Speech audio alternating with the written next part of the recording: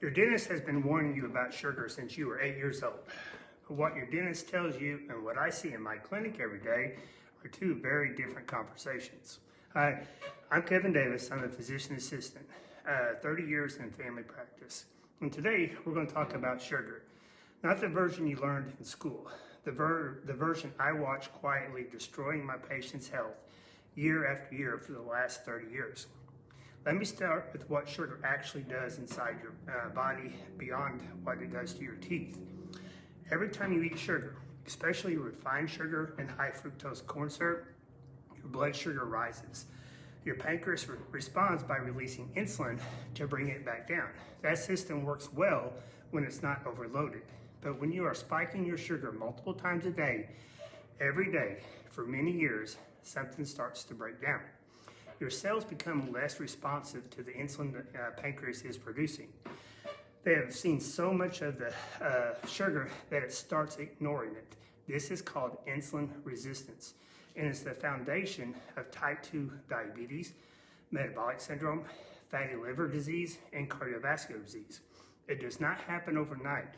It builds quietly for decades, or even more, before it even starts to show up on the lab results. And here's what else chronic sugar intake does that most people do not connect with. It drives inflammation, systemic, low-grade, chronic inflammation. And inflammation is the common thread behind heart disease, certain cancers, arthritis, and accelerated aging. When my patients have inflammatory markers that are persistently elevated, the first place I look is their diet. And sugar is almost always part of the story. It disrupts your hunger hormones. Sugar, particularly fructose, does not suppress the hunger hormone ghrelin the way the other foods do. So when you eat it, you're hungry again faster. This is not willpower. This is not a willpower problem. It's biochemistry, and it's a problem there. The food is designed to keep you eating. It accelerates cognitive decline. The brain requires steady, stable glucose. The wild swings caused by high sugar intake over time is associated with increased risk of Alzheimer's disease. Some researchers now even refer to Alzheimer's as type 3 diabetes.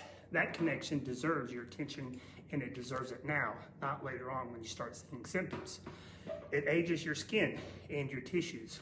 A process called glycation occurs when sugar molecules attach to proteins in your body, including collagen. This makes your tissues suffer, get stiffer, and accelerates visible aging. What happens in your skin is also happening in your arteries. Now, let me be practical with you, because I'm not here to tell you never to eat anything you enjoy. The average American consumes about 17 teaspoons of added sugar per day. The recommended limit is 6 for women and 9 for men. That gap is where the damage occurs. The highest sources are not the obvious ones like candy and cake. They are sweetened beverages, flavored yogurts, breakfast cereals, condiments, breads, and so-called health foods like granola bars and protein bars. Read labels. Look for added sugar specifically. They hide under more than 60 different names. The single most impactful change most of my patients make is eliminating liquid sugar. Sodas, sweet tea, sports drinks, flavored coffees. When you stop drinking your sugar, everything else gets easier. After 50, your metabolic margin for error is smaller than it was at 30.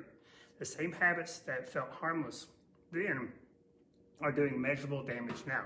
Sugar is one of the most important levers, most directly in your control. So you need to pull that lever. Subscribe to Kevin Davis Health and Second Half Davis Strong. New videos every week. I'll see you in the next one.